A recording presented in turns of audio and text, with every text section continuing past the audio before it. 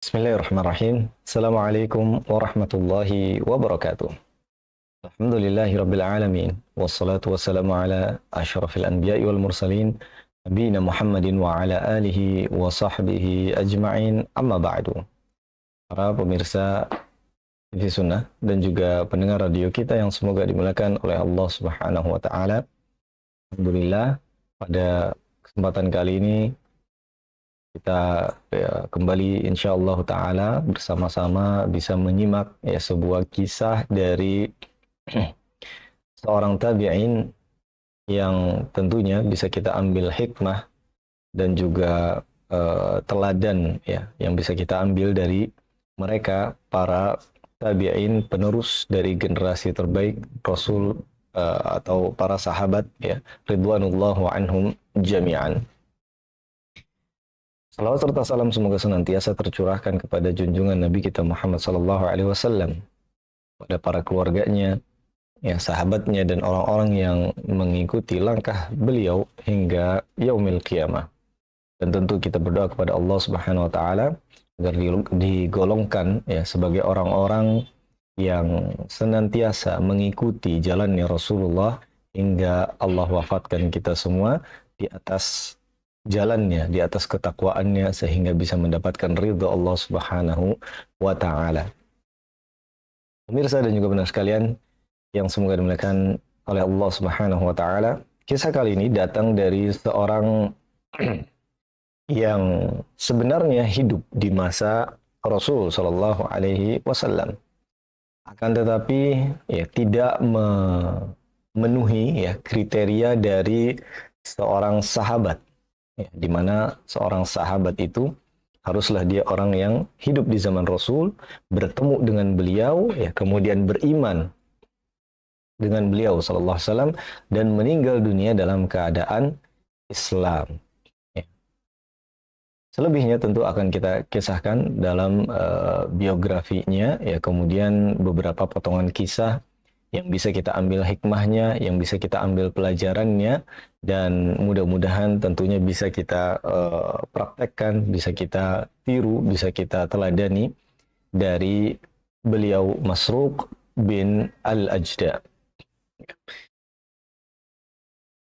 Cukuplah bagi seseorang, kata beliau, disebut berilmu saat ia takut kepada Allah. Dan cukuplah seseorang disebut bodoh ketika ia bangga dengan amal perbuatannya. Ini adalah salah satu ucapan beliau yang juga banyak dituliskan oleh para ahli sejarah, yang tentunya ini sangat bermakna sekali dan menjadikan motivasi kita sebagai seorang mukmin, seorang muslim untuk terus menimba ilmu, mencari ilmu, dan tentunya mempraktekannya, mendakwahkannya. Dan di antara yang beliau katakan, salah satu ciri seorang yang berilmu itu adalah ia takut kepada Allah Subhanahu wa taala. Karena seorang yang benar-benar berilmu pasti dia orang yang takut kepada Allah, sebagaimana Allah Subhanahu wa taala juga berfirman, innama yakhsyallah, innama yakhsyallaha, bukan hu. Ini ada kalau kita salah sebut sedikit maka itu sangat mengganggu atau sangat berkebalikan artinya. Jadi sesungguhnya yang takut kepada Allah. Jadi bukan Allahnya takut, na'udzubillah min dzalik, Allah tidak pernah takut dengan siapapun. Innama yakhsyallaha min ibadihi al-ulama. Sesungguhnya yang takut kepada Allah adalah orang-orang yang berilmu, atau kita terjemahkan secara terbalik, sesungguhnya orang-orang yang berilmu, para ulama itu adalah orang-orang yang takut kepada Allah Subhanahu wa taala. Jadi ini adalah salah satu indikator yang bisa dilihat dari seseorang, dia berilmu ataukah tidak berilmu. Demikianlah yang disampaikan oleh Masruq bin Al-Ajda. Kemudian mari kita sedikit berkenalan dengan siapa itu Masruq, dan apa kelebihannya, apa yang menjadi istilahnya keemasan dari beliau, sehingga kemudian para ulama menuliskan sejarah menuliskan tentang kisah-kisahnya yang juga kita bahas ya di kesempatan kali ini, dan insya Allah Ta'ala bermanfaat untuk kita semua.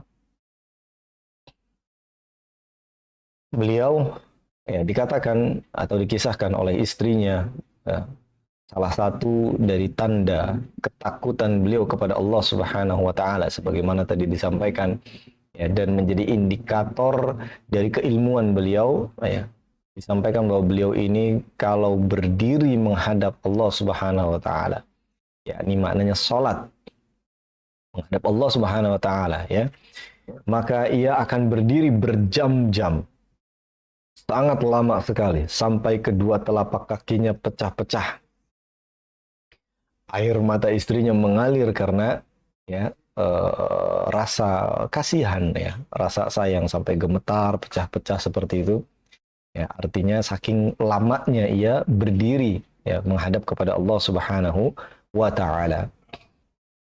Dan hal itu tentunya ya, dilalui oleh Masruq ya, bukan karena ingin dipuji, ya, akan tetapi ya, dikisahkan beliau adalah orang yang sangat takut kepada Allah Subhanahu wa taala, sehingga ia pun memperlama munajatnya kepada Allah Subhanahu wa taala ya, agar dilindungi dari berbagai macam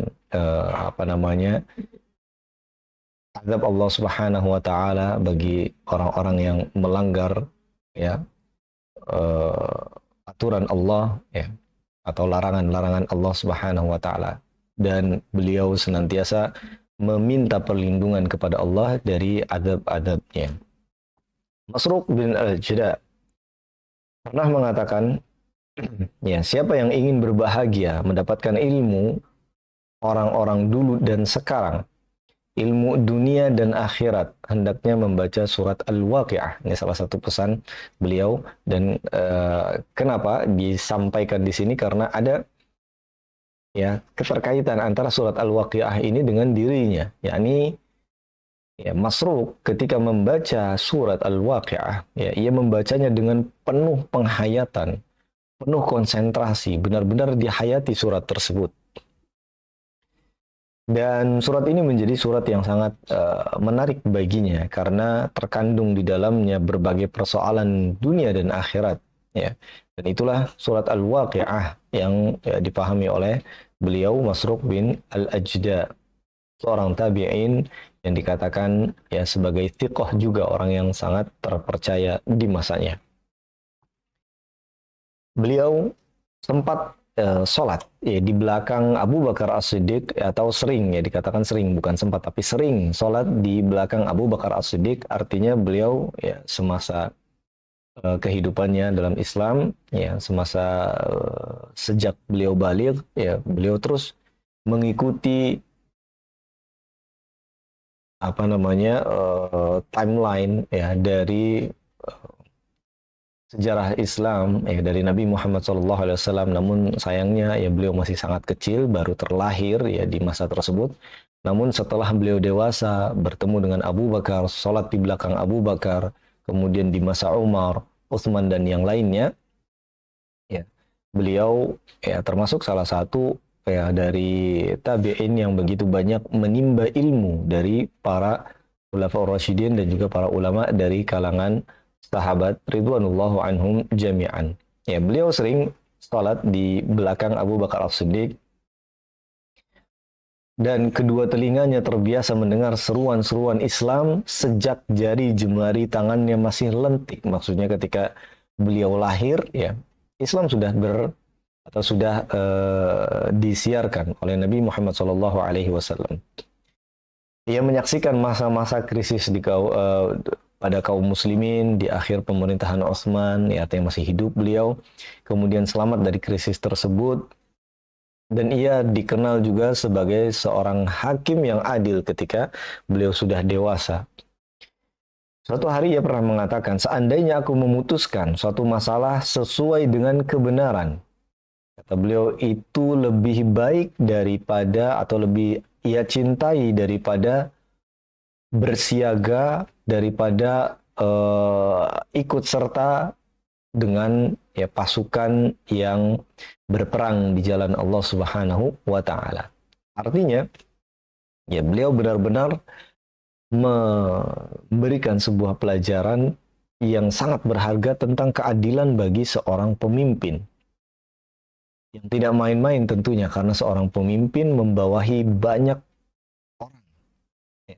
Dan keadilan itu adalah salah satu dari kriteria utama dari seorang pemimpin yang ideal, ya, seorang pemimpin yang dijanjikan oleh Allah dan Rasul-Nya sebagai ya orang-orang atau di antara golongan yang akan dinaungi oleh Allah Subhanahu wa taala di akhirat nanti. Maka ya sampai beliau mengatakan lebih baik atau lebih aku cintai ya dari berjaga atau bersiaga dalam setahun penuh, atau bahkan ia mengatakan berperang selama setahun penuh. Dan berikut ini ya adalah beberapa dari potongan perjalanan Masruq yang bisa kita ambil dari sisi ibadahnya, dari sisi keilmuannya, atau ya tadi yang kita sampaikan dari sisi kepemimpinannya. Masruq bin Al-Ajda ya, adalah salah seorang dari 8 tokoh yang zuhud ya di masanya, yakni di masa tabi'in. Dan beliau juga bukan orang sembarangan, artinya ya menjadi salah satu rujukan dari para ulama di masanya. Ya.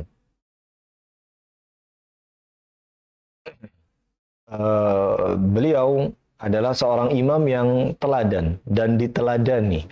Ya, salah seorang tokoh kaum muslimin dari 8 orang yang zuhud yang diperhitungkan sebagai tabi'in senior ya, yang masuk Islam di saat Rasulullah Shallallahu Alaihi Wasallam masih hidup ya. Kemudian kalau kita kembali bertanya kenapa tidak digolongkan sebagai sahabat, ya karena tidak memenuhi kriteria ya atau definisi dari sahabat ya, seperti itu. Nah, apalagi beliau masih saat itu masih kecil sekali. Ya, sedikit sebelum kita mengisahkan dari beberapa apa namanya fadilah ya atau keutamaan beliau, ya beliau ini dinamakan Masruq ya. Dahulunya ya Masruq itu artinya adalah yang dicuri ya. Dahulunya beliau itu memang dicuri ya, anak yang dicuri saat masih kecil. Kemudian ketika ditemukan kembali, ia dinamakan Masruq ya. Ayahnya bernama Al-Ajda yang masuk Islam dan merupakan salah seorang dari sekian banyak kaum muslimin yang hidup di masa Rasul Shallallahu Alaihi Wasallam. Suatu saat pernah atau bertemu dengan Umar bin Khattab, kemudian bertanya, siapa namamu, wahai saudaraku? Ya, kemudian Masruq menjawab, nama saya Masruq bin Al-Ajda. Lalu Umar menyela ya atau merespon, saya pernah mendengar Rasul Shallallahu Alaihi Wasallam mengatakan Al-Ajda adalah salah satu dari nama setan ya, maka ubahlah namamu ya, atau nama ayahnya maksudnya adalah Masruq bin Abdurrahman. Dan ini kemudian dituliskan ya di berbagai diwan ya atau antologi ya, yang juga dimulai adanya penulisan tersebut di masa Khalifah Umar bin Khattab radhiyallahu anhu ya. Beliau itu membuat ada Diwanu Al-Jund ya, antologi apa namanya tentang para prajurit ya, dan juga tentang keuangan di masa tersebut ya. Dan dimasukkan ke dalam rombongan pasukan ya di masa Umar bin Khattab radhiyallahu anhu, dan ditulis namanya di sana Masruq bin Abdurrahman ya, jadi namanya telah diganti oleh Umar bin Khattab. Beliau juga atau ayahnya ya Al-Ajda juga termasuk dari salah satu pasukan dari Yaman yang pandai ya. Ia memiliki darah asli Yaman, sedangkan ibunya dari Hamazan ya, sebuah kabilah Arab yang berada di Yaman juga ya. Masruq pernah mengalami hidup di masa Rasul Shallallahu Alaihi Wasallam ya, namun ia mendapatkan atau tidak mendapatkan hadis langsung dari Rasul SAW ya. Tidak bertemu secara langsung ya, dengan Rasul Shallallahu Alaihi Wasallam, dan meriwayatkan dan meriwayatkan langsung dari beliau sallallahu alaihi wasallam. Namun beliau meriwayatkan dari sahabat ya Ubay bin Ka'ab, ya salah seorang dari penulis wahyu juga. Ya, ia juga meriwayatkan hadis dari Umar bin Khattab tentu yang bertemu langsung dengan beliau dan dari beberapa sahabat yang lainnya. Kemudian pemahamannya, keilmuannya terus berkembang ya semasa beliau hidup, terus mempelajari ilmu dari para sahabat Nabi sallallahu alaihi wasallam ya ridwanullahu anhum jami'an. Beliau pun berakhlak dengan akhlak karimah yang dicontohkan oleh Rasulullah SAW, ya istiqamah di atas jalan tersebut, zuhud pada dunianya, ya artinya benar-benar mencukupkan diri dengan apa yang bisa atau yang seperlunya saja, ya tidak berlebih-lebihan. Sedangkan murid-muridnya ini adalah salah satu bukti dari keilmuan beliau yang tidak main-main. Ya, murid-muridnya tersebut juga para ulama yang terkenal di masanya. Ya, yang pertama ada Asy-Sya'bi. Ya, Imam Asy-Sya'bi, kemudian Ibrahim An-Nakhai juga pernah kita kisahkan tentang biografinya. Dan mereka adalah termasuk dari golongan tabi'in yang thiqah, yang dipercaya oleh para perawi juga ya, perawi hadis dari sahabat kemudian ya langsung kepada Nabi Muhammad sallallahu alaihi wasallam. Dan beliau sangat-sangat getol, sangat-sangat bersemangat dalam mencari ilmu. Beliau berguru langsung atau menjadi murid dari Abdullah bin Amr bin Al-As ya. Abdullah bin Amr bin Al-As, salah seorang sahabat sekaligus panglimanya Rasul sallallahu alaihi wasallam. Ia belajar fikih ya bersamanya. Kemudian mengambil fatwa-fatwa dari Abdullah bin Amr bin Al-As ya, sehingga pada taraf yang bisa dikatakan ya melebihi dari teman-temannya dari kalangan ahlu fikih. Artinya ya, salah seorang ulama fikih yang paling menonjol ya di antara ulama fikih yang lainnya di masa tabi'in tersebut. Imam Asy-Sya'bi ya salah seorang muridnya memberikan gambaran tentang kepribadiannya. Masruq adalah orang yang paling mengerti tentang urusan fatwa ya. Ini buah dari pembelajaran beliau bersama Abdullah bin Amr bin Al-As tadi ya. Ya, belajar fikih dan juga mengambil banyak fatwa ya, sehingga tentunya bisa mempertimbangkan banyak fatwa dengan keilmuannya yang sudah begitu mantap ya. Sang hakim dari Kufah kata beliau ya, sementara ia lebih mengetahui masalah peradilan daripada yang dimiliki oleh Masruq ya. Syuraih pernah meminta pendapat Masruq, sedangkan Masruq belum pernah meminta saran kepada Syuraih, yang artinya ya kalau di head to head kan ya dengan Syuraih, maka menurut muridnya yani Asy-Sya'bi ini, beliau lebih utama daripada Syuraih ya dalam masalah peradilan ya, hukum-hukum tentang peradilan tersebut ya, karena Syuraih pernah bertanya ya tentang atau meminta fatwa ya kepadanya, namun Masruq tidak ya, tidak artinya beliau sudah sangat menguasai tentang masalah tersebut. Pemirsa dan juga pendengar sekalian yang semoga dimuliakan oleh Allah Subhanahu wa taala, maka ya sedikit dari apa yang bisa kita sampaikan dari biografi beliau ya, yang juga tentunya sudah kita sebutkan ya, salah satu dari keutamaan beliau dengan keilmuannya dan dibuktikan ya dengan rekomendasi dari seorang ulama besar juga, termasuk dari murid beliau ya, dan juga tentu ya seorang muslim itu ketika melihat seorang alim maka patut ya atau wajib baginya melihat benar-benar bagaimana track recordnya ya, dan bagaimana beliau belajar langsung dari sahabat ya, dari para sahabat, dari para ahli fikih, dari kalangan para sahabat dan juga tentunya orang-orang soleh di masanya tersebut ya. Terlebih lagi beliau belajar langsung ya, dan berada di belakang ya para khulafaur rasyidin ya dalam keadaan tenang walaupun atau meskipun ya beliau juga sangat antusias ya ketika dalam keadaan perang ya, artinya beliau menyeimbangkan ya antara dalam keadaan perang dan dalam keadaan tenang ya. Dalam keadaan tenang beliau terus menimba ilmu dari mereka ya, dari para sahabat khulafaur rasyidin, dan dalam keadaan perang beliau pun tercatat menjadi salah satu di antara prajurit besar yang berada ya di bawah pimpinan Umar bin Khattab radhiyallahu anhu, dan dimasukkan ke dalam sejarah ya emas dari pasukannya Umar bin Khattab radhiyallahu anhu. Pemirsa dan juga benar sekalian yang semoga dimuliakan oleh Allah Subhanahu wa taala, maka beberapa dari potongan kisah akan kita sampaikan kembali insyaallah taala di kesempatan berikutnya ya. Dan kita cukupkan sallallahu ala nabiyina Muhammadin wa ala alihi wasallam. Subhanakallahumma hamdika asyhadu an la ilaha illa anta astaghfiruka wa atubu ilaik. Semoga bermanfaat untuk kita semua. Assalamualaikum warahmatullahi wabarakatuh. 94,3 FM Kita Radio.